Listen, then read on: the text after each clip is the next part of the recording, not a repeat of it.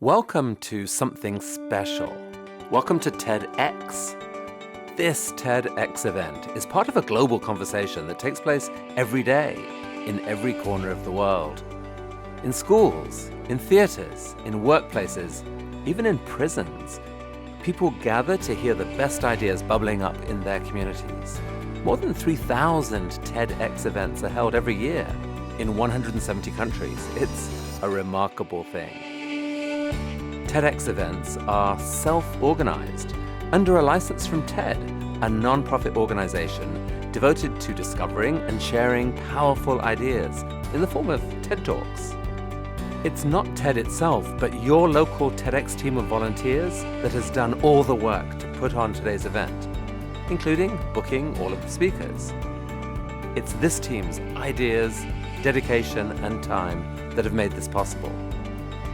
We really hope today's program sparks an exciting conversation.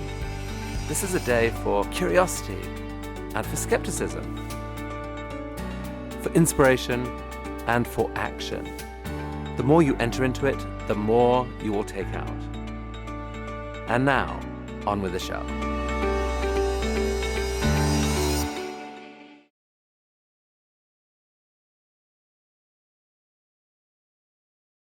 Welcome to RCSI Bahrain's first ever officially licensed TEDx. My name is Myrna Hassan, and I'll be your host for this evening, alongside Maram Al-Akhbari and Fathi Mustafa. TED and TEDx events have always been very close to my heart, and I thought, since I enjoy these talks so much, why not host our own local TED event?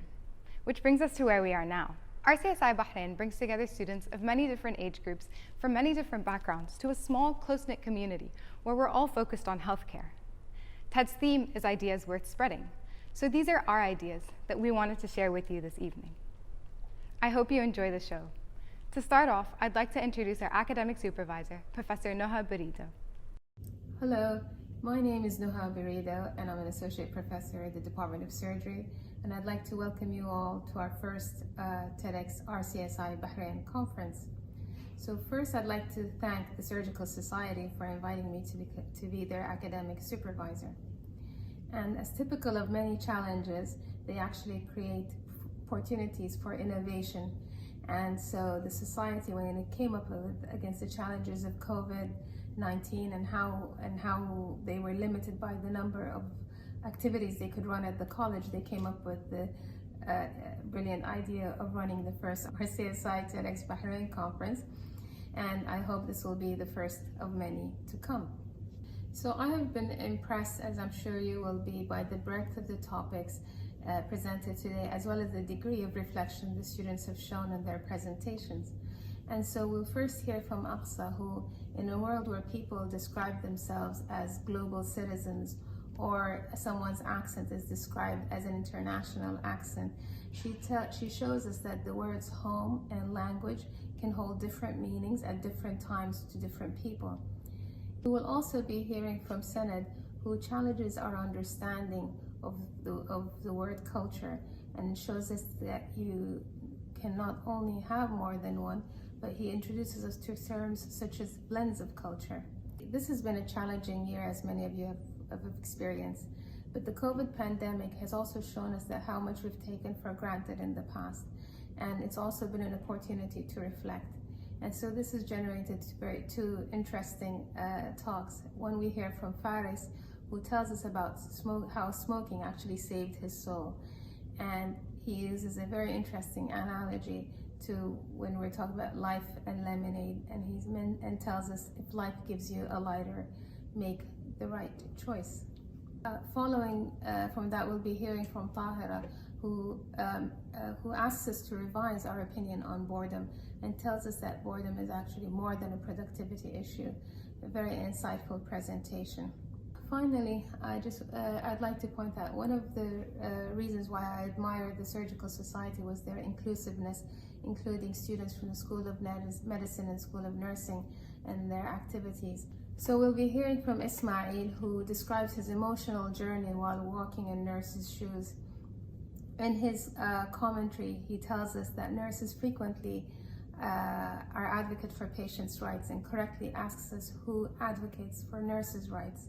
Finally, I would like to invite you to sit back, relax, and enjoy yourself while you're listening to our first TEDxRCSIBahrain conference. Our first speaker of the night is Aqsa Patel. Hi, my name is Aqsa Patel, and I'm here to talk to you about home, language, and their constant evolution. So, if I could ask you one question and one question only, it would be where you're from. Now, I say this because I've always found that this question yields the most interesting answers. When I hear someone talk about where they're from, it is quite a layered, an interesting answer, because it's not just a one-liner, it's a story. And when people tell me where they're from, it's oftentimes frustrating. And I've always found themselves kind of cringe on the inside because they don't want to answer this question. It's somewhat of a well-kept secret amongst themselves. Sometimes home is a place where people have never been, but on the other times, it's a place that they've always lived their whole lives. And this is what makes a home, even though they're not from there. And this is why this is one of my favorite questions when I'm talking to someone. Now, when I do ask you about your home, I am listening to your origin story, where you come from, what makes you you. But I am picking up on some very subliminal notes and secrets that you're giving away without even telling me entirely. So when you're talking to me, you are using language, which is what I find so fascinating. You're not telling me in your home story, I'm picking up from your language, your accent, your vocabulary, your lilt. These things I can pick up without you even telling me. So on the one hand, where home is somewhat of a secret, a well-kept secret, and I have to peel it away from you, language is somewhat of a dead giveaway.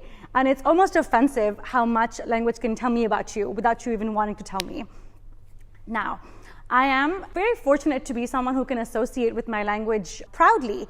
So I'm Indian, and I was raised in a very full-fledged Indian household. So we spoke Urdu in my house, and that's the language I was raised on. Being from an Urdu household, I think we were trained very early on that this is our roots and this is our identity. And I do associate very closely with it, and I'm quite fortunate to have felt that way towards my identity. So when I tell you I'm Indian, I will instantly give you the Indian nod when I agree with you, or I will roll my R's around fellow Indians. Lately, now that I go to hospital and I meet a fellow Indian patient or an Urdu-speaking patient, I think both ways we have broken down a connection. We've broken down a wall and created a connection that we didn't even intend to. When I work alongside my fellow Indian nurses, I think she's willing to let me in, and she's kind of giving me information without me asking, just because of the bond that we've established. And I remember growing up when we did speak Urdu in our households, but then we started communicating or stepping out of the house and, meeting other peers. We obviously learned different languages, the mainstream being English. And I think when you start going out and you come back into the house and you bring your language into the house, I do remember my parents being a little bit frustrated with us because it was something that they didn't necessarily enjoy us speaking at home. So because they wanted to really root within us the Urdu language, I think when we started speaking to them in English, they were not frustrated, but they were just a little bit, they wanted us to stay close to our roots. And I remember when I asked my mother about, what's for lunch? But in English, I think she would always go ask me that in Urdu, and I'll respond to you. So I think there are times where your identity and your language kind of converge. And one such instance is growing up, my mother told us a lot of fairy tales and bedtime stories. And obviously the crowd favorite was Cinderella. And the version that my mother told us was very interesting because it was not the mainstream version. But back then I didn't know that. So in her version, it was a 3-night story. So as opposed to the mainstream one where Cinderella meets the prince over one night and then they dance together and then they fall in love, my mother's story had 3 nights. Cinderella would meet the prince, and it always frustrated me because I was like, how did they not interact or get beyond the point of, dancing? But anyway, so in that story, I think my mother blew in so much life and so much character into talking or describing the way the night went and the color of her dress and little details that were told in Urdu that really resonated with me. But when we stepped out and we started sharing these ideas with our peers, we realized that this was not the mainstream version of the story. And I think when we came back home, we asked our mom not to tell us that story anymore because we wanted the one that we associated more with when we stepped out. And I think this is where the third culture child's plight comes into play. We pick up things from home, we step out, we learn newer things outside, and then we come back in, and at our doorstep we shed some of the layers because this is who you have to be. And so begins the double life that we have all began to lead, and I think we still do to some extent. So fast forward to about 8 months ago when I turned 23. And in addition to my normal crisis that I have on my birthdays, I think this time particularly, I think because of multiple factors, that we were home after so long and for so long because of the global conditions. I think a lot of us took a step back and kind of introspective look into ourselves. And I got in touch with a lot of my high school friends and my middle school and primary school friends, and most of us had these conversations where we were asking ourselves, where do we associate with? And I think so many of us just found us kind of struggling with the real idea of, you know, that frustration where I'm not from here, but I live here, but I'm headed somewhere else. And as I stand before you today and I say speaking of our homes, it's because speaking is how we communicate the human spectrum of language, the joy, the emotion, the frustration. Homes are emotions, they're feelings, they're not just the manifestation of the actual four walls. And I found myself asking this question, is home where we grow up or where we grow old? Thank you. Our fourth speaker of the night is Sanat Kamal. Hi, I'm Sanat Kamal, and I'm going to be talking about how we ascertain our culture. My mom delicately placed the triangles of toast into the Pyrex and then poured over the mixture of milk and sugar, all the while telling me how her grandmother used to cook that for my grandmother when they were hungry, but the pantry was empty. Bits and pieces glued together are what make us uniquely us. Yet at the same time, they allow us to identify ourselves with a group of people and with certain communities, where the lowest common denominator is our shared knowledge systems. That is what we call culture. But how can we fit all of that into one definition? How can we define culture? We can define culture by its borders. Where do they start? Where do they end? Or do they all just assimilate into blurry lines? Is a person born into their culture? Or can a person decide what culture they are in? To what extent can a person decide what culture they are in? And at what point does the conception of that new cultural identity become cultural appropriation? My grandmother was born in 1944 in war-torn Europe to German Austrian parents. She then moved to the Middle East, where she lived the majority of her life for 50 plus years. She assimilated into the Arab community almost seamlessly, yet her stories about growing up underprivileged and moving to Palestine, then living there, never seemed to align with my vision of her that I have established in my head. I had compartmentalized who she was, but those compartments were mutually exclusive.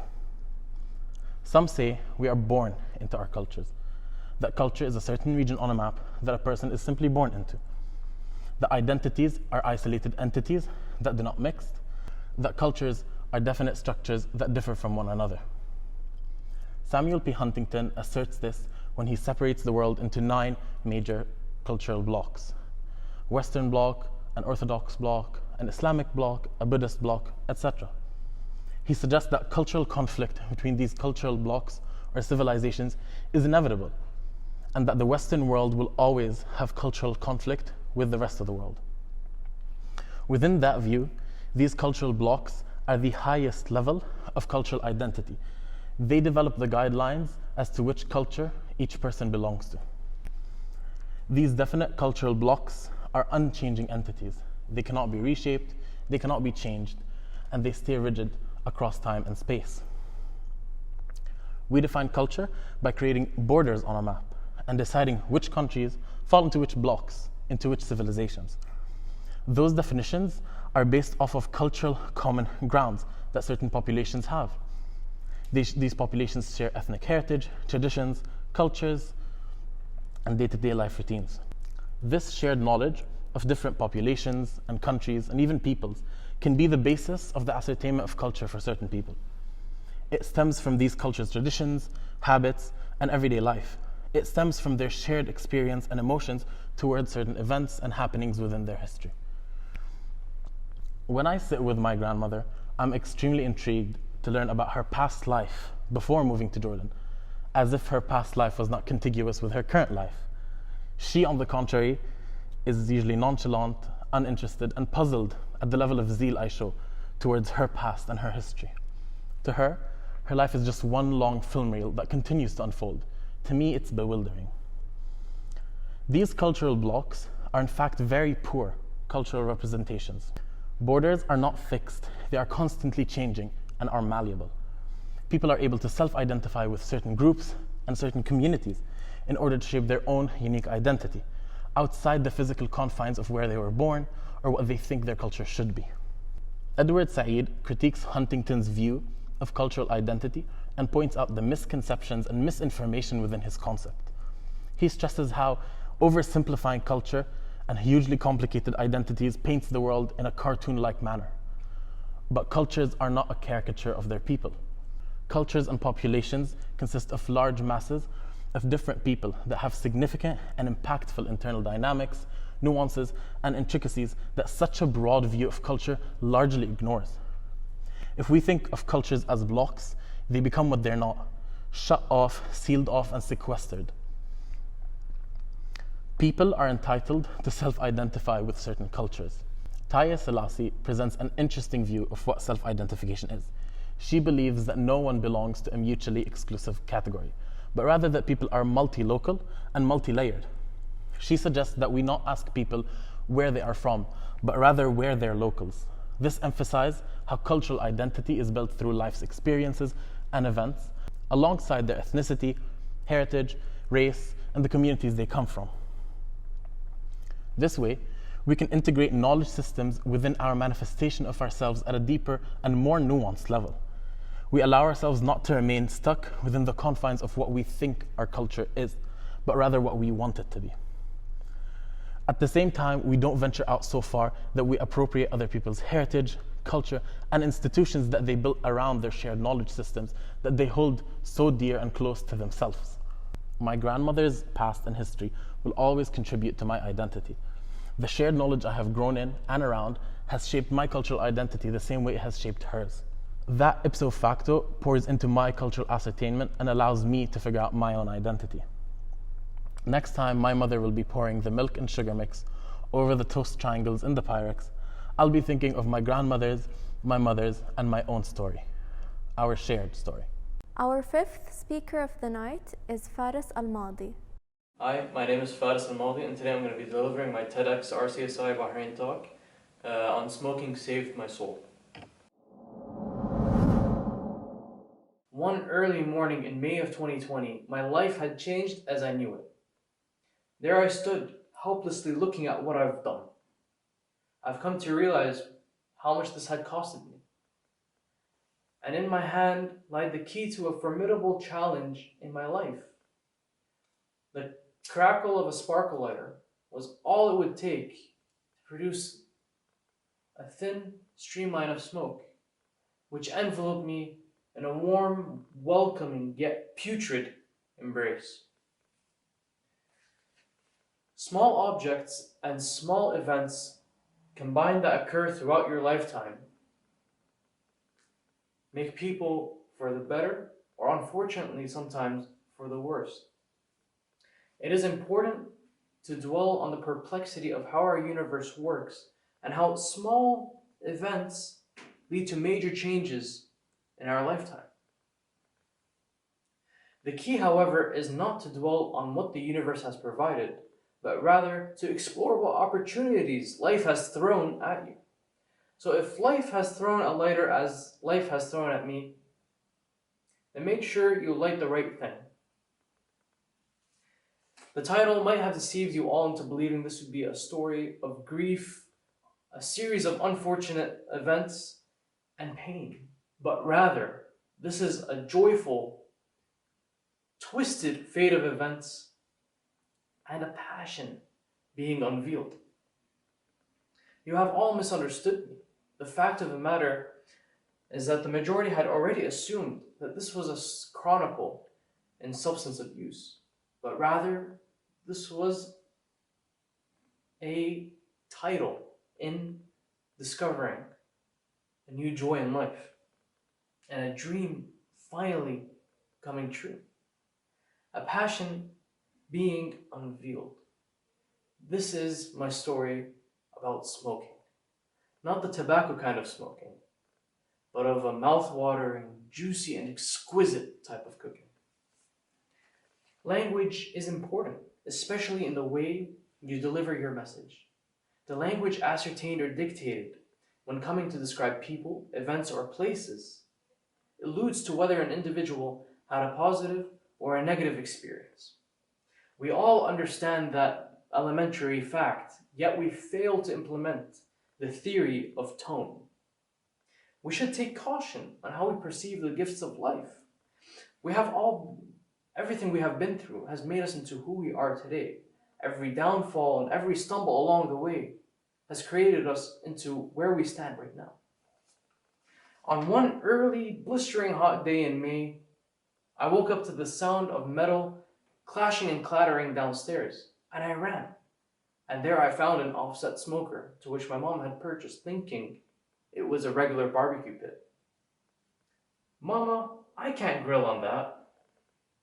"Well, of course you can. Can't you just use it like any other barbecue grill?" And that's where my story had begun. I've never smoked anything in my life, and I was looking forward to doing this.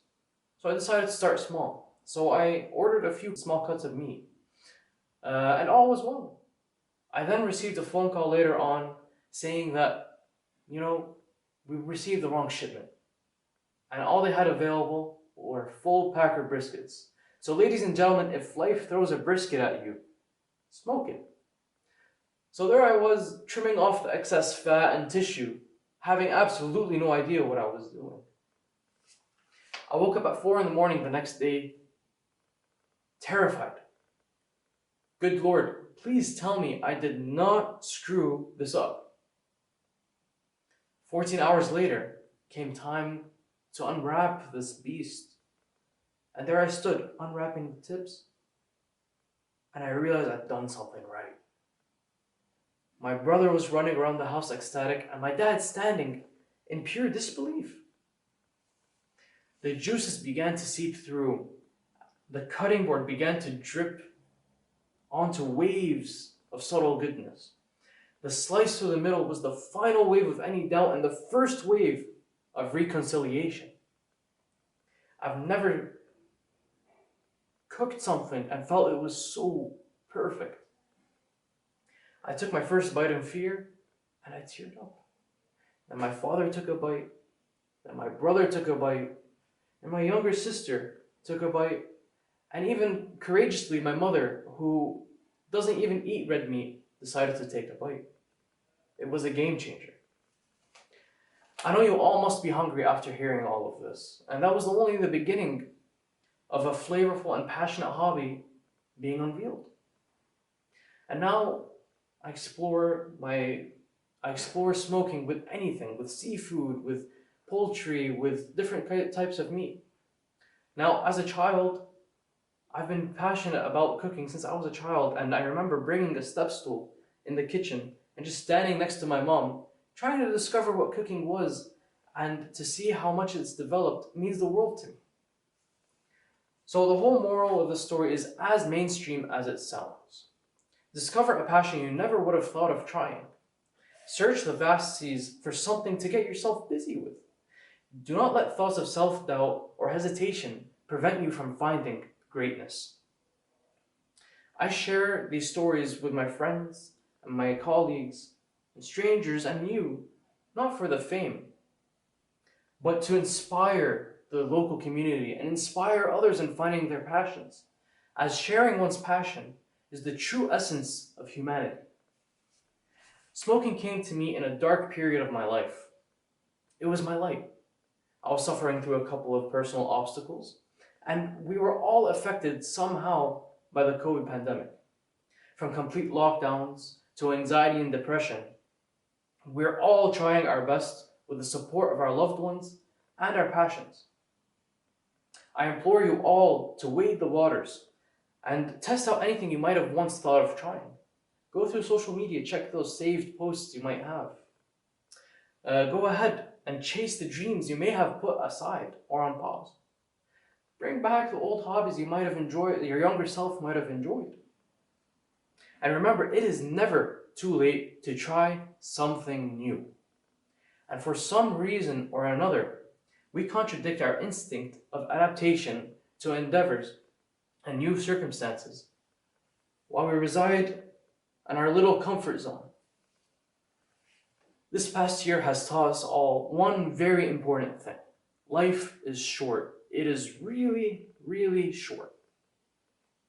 Some of us have lost people we love, and most of us have probably suffered throughout this year.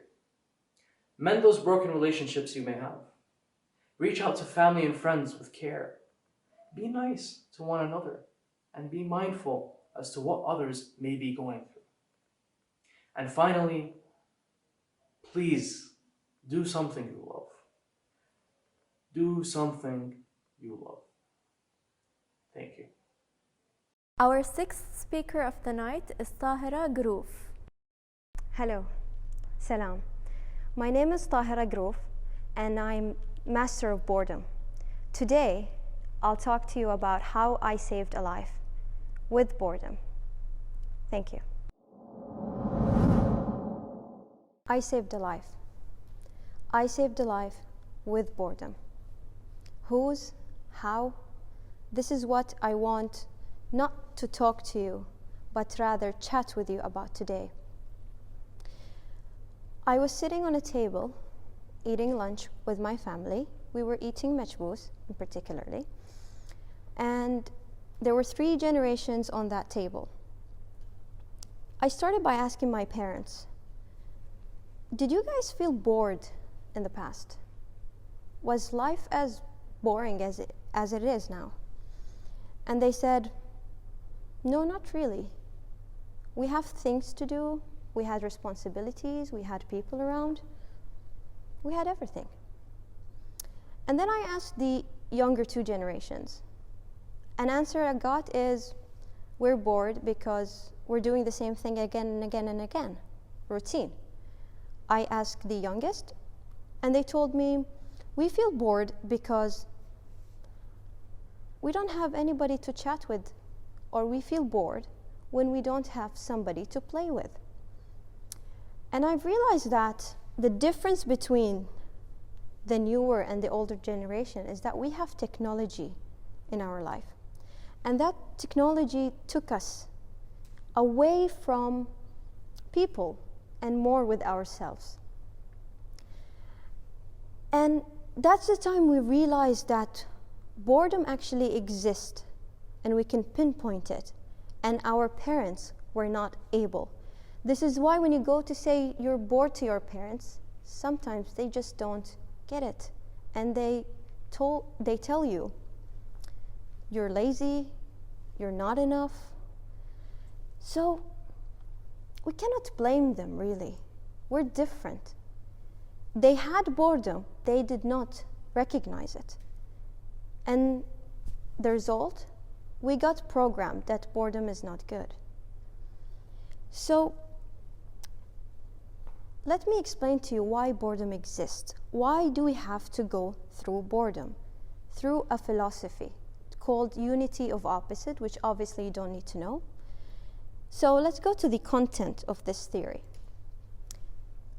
Obviously now you can see my nephews and nieces, and please don't judge me, but they want to be here. One reason is because I cannot afford a professional photographer, and number 2, they told me if this is going to be on YouTube and you will be famous, then we want to be famous too. So that's the result. So point number 1 of this theory is the existence of a thing requires the existence of an opposite, and the perception of a thing requires the perception of an opposite.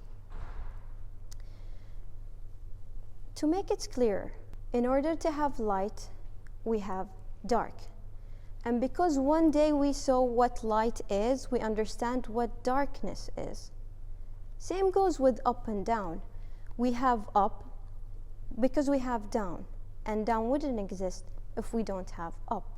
Cold, hot, rich, poor, boredom and interest as well. Imagine those opposites as a team, and those teams are playing the Tug of War game.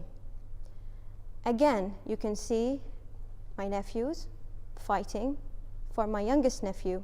If we imagine those opposites as two teams trying to winning a title or a trophy. And these two opposites were exactly equal. The result will be stasis. They will be exactly balanced, no movement, absolutely. And nobody will win. And this is what I want you to imagine with boredom and interest. Boredom is a team and interest is another team. And they're fighting. Only when one of them moves and become bigger or the other one becomes smaller, the systems moves and one will win. That fighting between boredom and interest creates movement, movements towards the better. And how? Because one day we have experienced what boredom feels like, that unpleasant sensation. And the other day we feel like we enjoy our time, it's fun, it's great. When we feel interested, we always want to stay interested. And when we feel bored, we always want to stay away from it and go towards interest. This fight between the opposites, interest and boredom, will create momentum. Because one day you felt you're interested, and the other day you felt that you're bored, and you taste the feelings of both.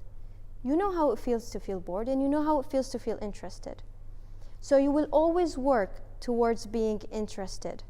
Whenever you feel interested, you will hang on into it, and you don't want to be back to that unpleasant state of boredom. I made these two equations. How can boredom equals procrastination, but at the same time boredom equals motivation? And it happens based on your behavior. If you behaved positively towards boredom, you will get motivation. However, if you behaved negatively towards boredom, you will get procrastination.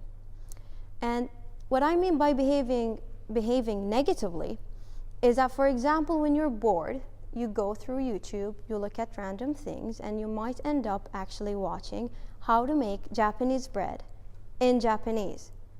You might end up watching a guy eating a McDonald's meal in 10 seconds. You name it. So how can you behave positively towards boredom?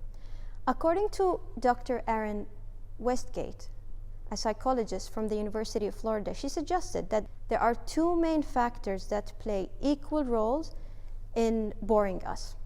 The first is having no meaning, and the second is a break in attention, aka distractions. If the activity you're trying to complete means absolutely nothing for you, then the way you act with it is simply leave it. This is like you're invited to a movie that you hate, but all of your friends are going. You just simply shouldn't go. You shouldn't waste your time. If the activity you're trying to complete is something important, is something that you want, you should try different techniques. One of them is change the way you're doing it. For example, you're a student bored of reading books. Maybe it's time to start watching videos about the topic. Sometimes the issue is about the environment. You used to enjoy it, but the environment got too routine to you, got too boring for you. Maybe the new manager is not treating you well. At this time, you need to change the environment. Sometimes we feel bored because the project or what we have to do is too big. At that time, you should actually break it into more smaller pieces and try to do something every day. A big one that people sometimes miss is that they get bored because they are tired. Some people just don't get enough sleep. And finally, remove any distractions around you. If you have a big project, maybe go to a hotel, spend some time alone. And finally, if the activity you're trying to complete means nothing, but it's something that you must do, you just simply do it without overthinking it. So we come to realize, okay, that's it. Boredom is good. or boredom is bad? So let's talk psychology. It depends actually, it depends on the context. According to Dr. Tilburg, essentially, being bored, that experience of boredom, make us realize that there are more valuable things to us. And that's very important for us to change behavior and break the monotony. Break the monotony means that you're not like everybody else. You're not a copy-paste. You are somebody who's original. You're somebody who's very individual. But when boredom hits you, the time you have a dull side activity, perhaps boredom is not very helpful. What I'm trying to say today is that boredom is more than productivity issue. Boredom is much deeper.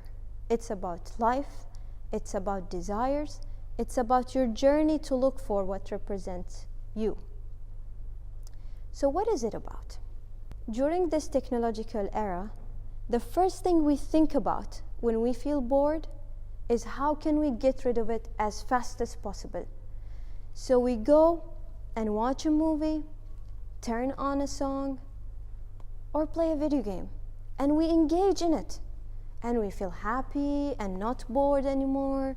But what happens at the moment everything is done? The movie stops, the song stops. You're back. You're back not even to 0.0, but even worse. You're back with more boredom that is not going with the same amount of stimuli. Continuing to look for different, more powerful stimuli will eventually backfires, because it's like addiction. With time, you will develop something called tolerance, and the distractions you used to use are not going to work anymore. On the contrary, instead of looking for different stimuli, we should embrace the idea of lack of stimuli, because it's only when we're alone and quiet we can connect with our feelings and understand our needs. And that's the best weapon you can arm yourself with to go out there and connect with the world. So think about it like a wake-up call. Essentially, that unpleasant experience of boredom make us realize that there are more important matters to us, and push us to engage with activities that are more meaningful for us. And that, for me, doesn't sound like boredom. It sounds like hope. We always tell ourselves, I wish I get a sign, I wish I knew this before. Well, here you go. Boredom is the sign that your unconscious used to tell you, listen, Tahira, you, there's something wrong. Please go and fix it.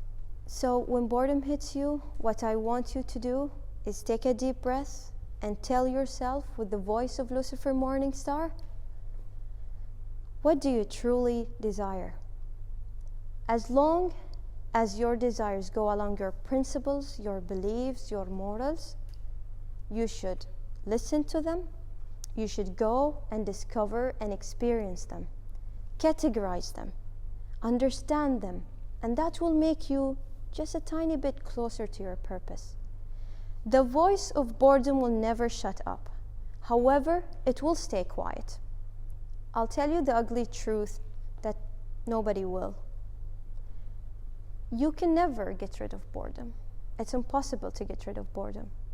However, you definitely can adapt to it, live with it, and feel comfortable. Before this gets too boring, back to the question I've asked, who I saved. Give it a guess. Me. I saved me. Shukran. Thank you. Our final speaker of the night is Ismail Al-Awadi. Hi, this is Ismail Al-Awadi, and I'll be sharing my mile in a nurse's shoes. Throughout my journey, I had to learn so much that would end up changing my perspective on the world.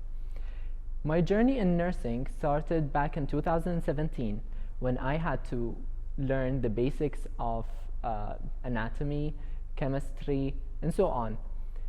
After learning all of that, I had to go to a health center to practice whatever I learned that year. We had to measure height, weight, and head circumference of children, and we had to provide health education to mothers regarding breastfeeding and whatever, because I was in the mother and child unit. All of this started to give me somewhat of an understanding on what it is being a nurse, until I went to my second year. That's when things got very interesting. So in the second year, instead of a health center, we had to go to a hospital, and we had to deal with sick patients. I'll be sharing some of the memorable instances that happened. So the first one happened when I was in my second year. There was a patient that was bedridden, and we had to feed him. So my friend was giving the patient food through his tube. He had a tube that ran from his nose until his stomach, because he couldn't swallow. So she gave him his food, gave him his medication. Of course, she crushed them and diluted them in water. And after that, we spent some time talking with my clinical tutor. And then suddenly, I turn up to the patient and I notice him unconscious. And then my friend noticed that he was unconscious, and she started freaking out. She thought that she killed him. So I started calling his name. My tutor started calling his name. And then I went and started shaking him. And I went straight on to check his pulse, because back then I just got my basic life support license, and I was waiting for a moment for someone to be unconscious. And so I checked, and he had no pulse. I went on to wear gloves and my gown, my medical gown. My friend already started doing chest compression. And then in seconds, the entire unit was in this room around the patient, with a crash cart, a cart filled with equipment, filled with medication that would come in handy in such situations. Nurses were everywhere.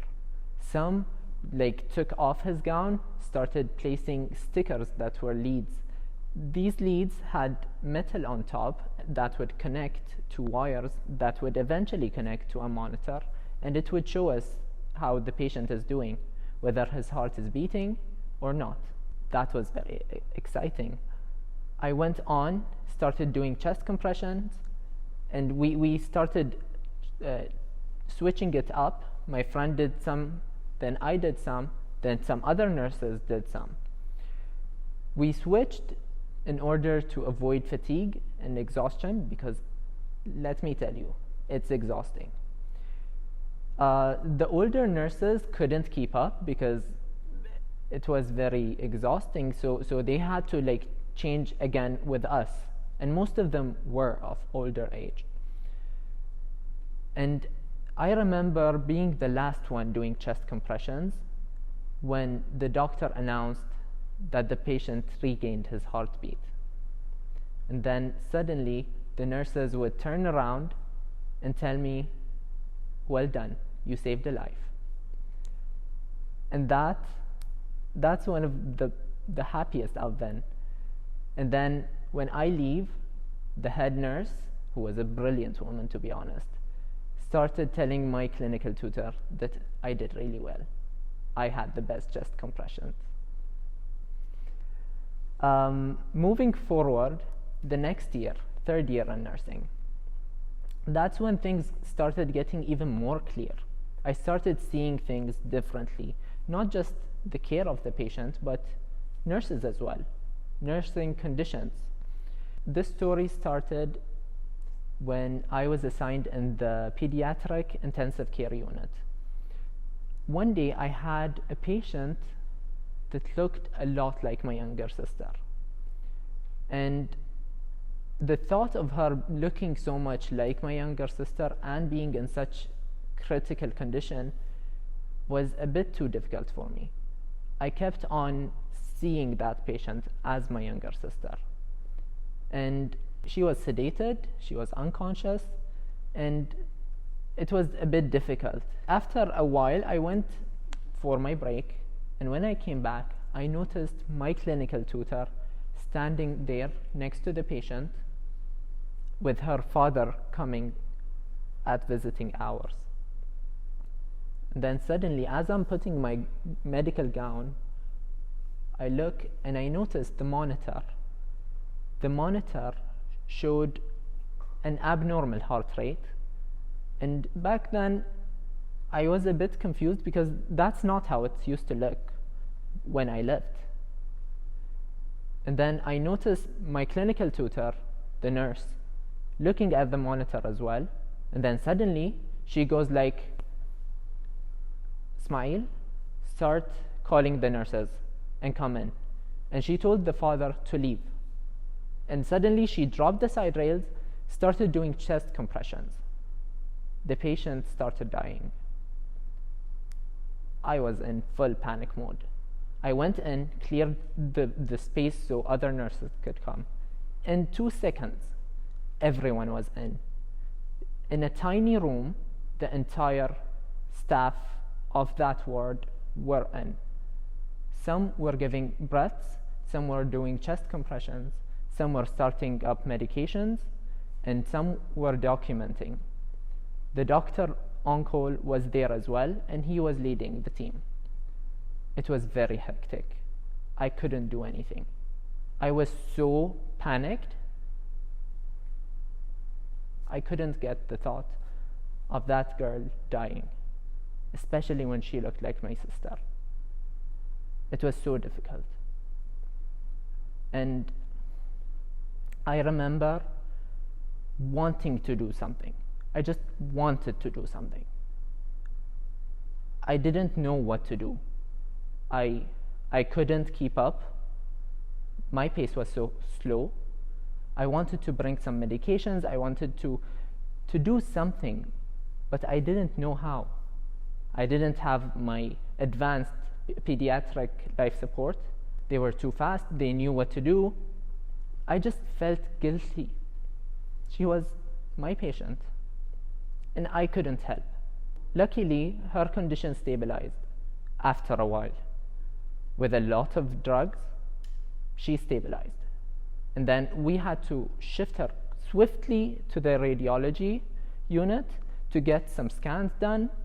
And as soon as that door opened, I could see the family. I saw the mom, the father, and the older sister crying their eyes out. And honestly, I wanted to do the same. It was so intense. I feel like they could see that I was the weak link. I was the one that they could get some information out of.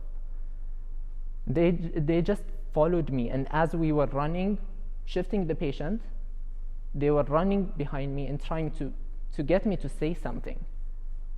I had no idea what to say.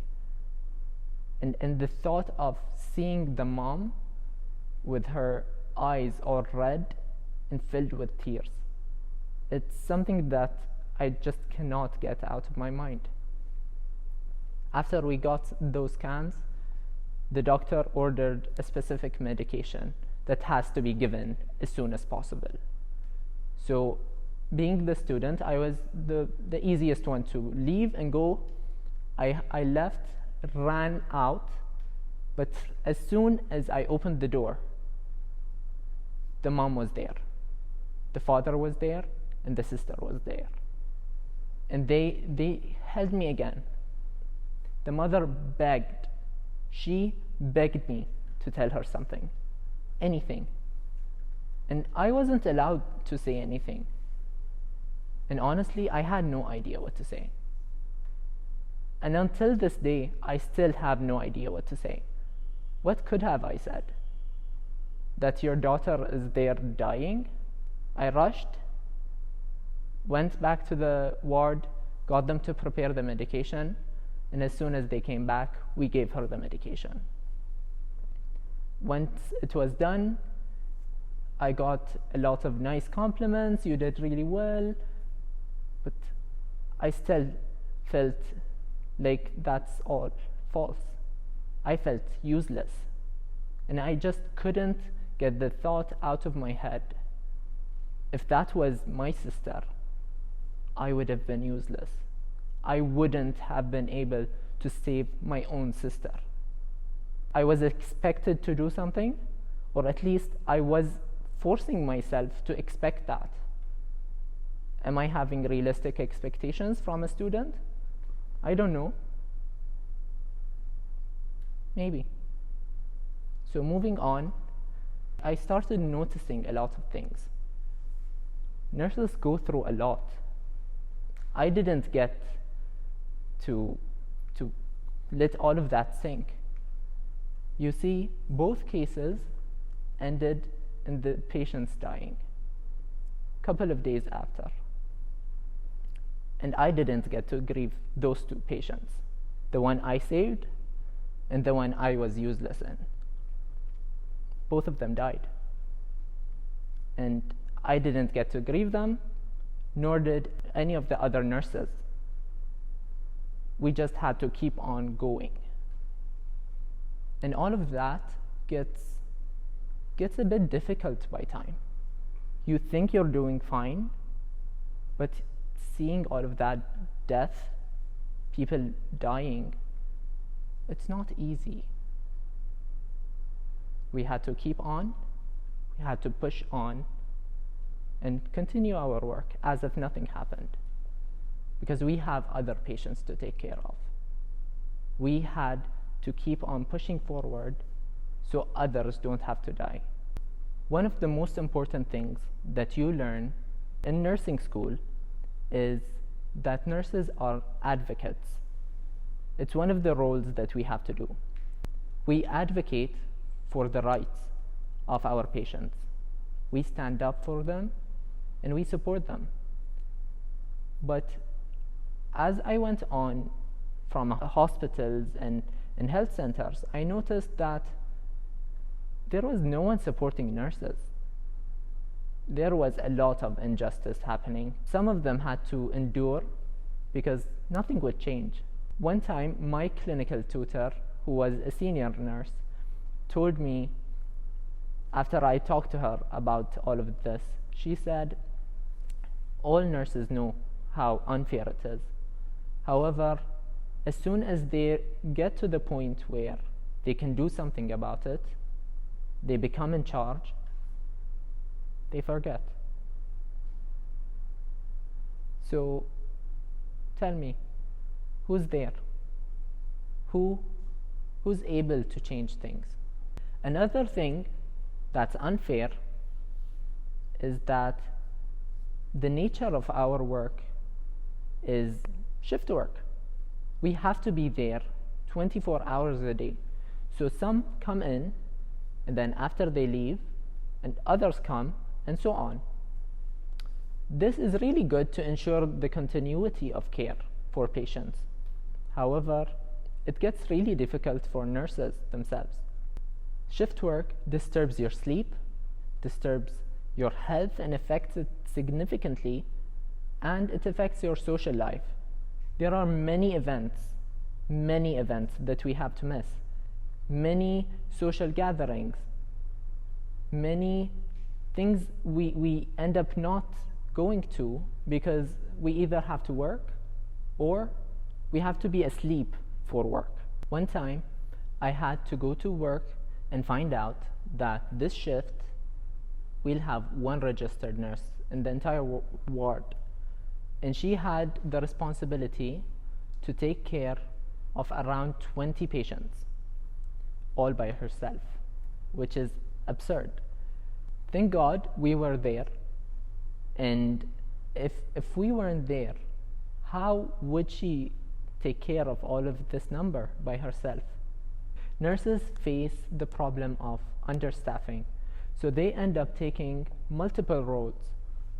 and doing the job of 2 or 3 nurses even. And that is not okay. Nurses end up feeling burnt out and exhausted because of all of this work. There's a huge need for change. Things need to change around. We need better ratios, better shifts, more support for nurses, and the list goes on. I walked a mile in a nurse's shoes, and they weren't comfortable.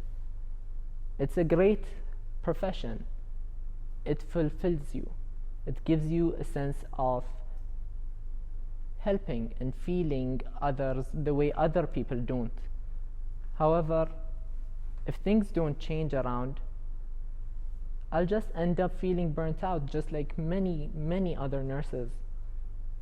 I hope that one day this profession will get the support and the representation that it needs. That was my mile in a nurse's shoes. Thank you. Thank you to everyone who is here with us tonight. I'd like to thank the Student Services Department and all the admin staff at RCSI Bahrain who helped make this event possible. Thank you to all the students who volunteered their time and effort into putting this event together, right from the early planning stages down to the final post-production stages. But most of all, thank you to the speakers. This event wouldn't have been the same without you. I hope you found our ideas worth sharing. Thank you, and good night.